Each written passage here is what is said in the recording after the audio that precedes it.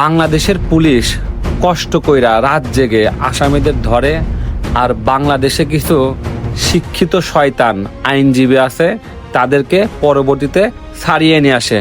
একবার একটু চিন্তা করে দেখেন, এই যে পাবনার যে সাম্প্রতিক সময়ের যে ঘটনা, দাদিকে হত্যা করে নাতনিকে নিয়ে গিয়ে ধর্ষণ করার পরে হত্যা করছে।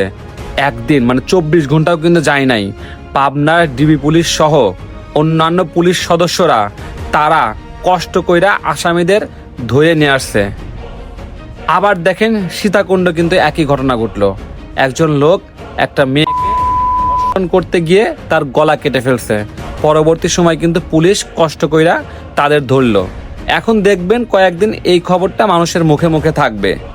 যখন সবকিছু নীরব হয়ে যাবে, আসামিদের বিচার হইল না হইল না, আসামিরা কোথায় গেল, এটার কোনো আর হদিসই পাওয়া যাবে না। 2-3 মাস আগের একটা ঘটনা, পাবনাতে একটা মেয়েকে ঝোপে নিয়ে গিয়ে কিছু নিশাখোররা ধর্ষণ করে ওইখানে হত্যা করে রেখে যায়। পুলিশ কিন্তু অনেক কষ্ট কইরা ওই লোকগুলাকে আটক করছিল।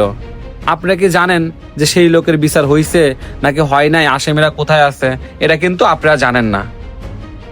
এইরকম পুলিশটা কষ্ট কইরা আসামিদের ধরবে, আর কিছু শিক্ষিত শয়তান বাংলাদেশে আছে, তাদেরকে বলা হয় আইনজীবী। বাংলাদেশের পুলিশরা কষ্ট কইরা নিজের ঘুমকে মাটি কইরা আসামিদের ধরবে, ধর্ষণকারীদের ধরবে, মাদক কারবারীদের ধরবে, আর কিছু শিক্ষিত আইনজীবী আছে শয়তান নামে পরিচিত, তারা তাদের ছাড়িয়ে নিয়ে আসবে। বাংলাদেশ পরিবর্তন হবেটা কি হবে বলতে পারেন একবার? কখনোই বাংলাদেশ পরিবর্তন হবে না। এই সকল আইনজীবীদের আমি বলতে চাই একটা কথা, সেটা হচ্ছে কি, যেই সকল আইনজীবীরা মাদক কারবারীদের পক্ষে দাঁড়াবে, যেই সকল আইনজীবীরা ধর্ষণকারীদের পক্ষে দাঁড়াবে, তাদেরকে জনসম্মুখে তাদের ছবি প্রকাশ করা হোক।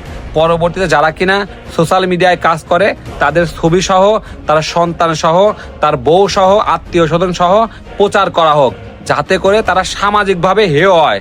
সামাজিকভাবে যদি তারা হেয় হয়, তাহলে কিন্তু কখনোই তারা পরবর্তীতে ধর্ষকের পক্ষে গিয়ে দাঁড়াতে পারবে না, আর বাংলাদেশে অপরাধটাও কমে যাবে। যারা কিনা আমরা পুলিশকে দোষ দেই, সাম্প্রতিক সময়ের ঘটনাগুলো দেখলেই বুঝতে পারবেন, ধর্ষণ হওয়ার একদিন পরেই কিন্তু আসামিদের আটক করতেছে। তারা তো আটক করে আদালতের কাছে দিবেই, তাই না? তাহলে আদালত থেকে যদি ওই মানুষগুলা ছাড়া পাওয়া যায়, ওই ধর্ষকগুলা ছাড়া পাওয়া যায়, তাহলে পুলিশ কি করতে পারে? আগে আমাদেরকে পরিবর্তন হতে হবে। ওই শিক্ষিত শয়তানরা যদি পরিবর্তন না হয়, তাহলে বাংলাদেশে অপরাধ কখনোই কমবে না, এইটা শুধু মনে রাখেন।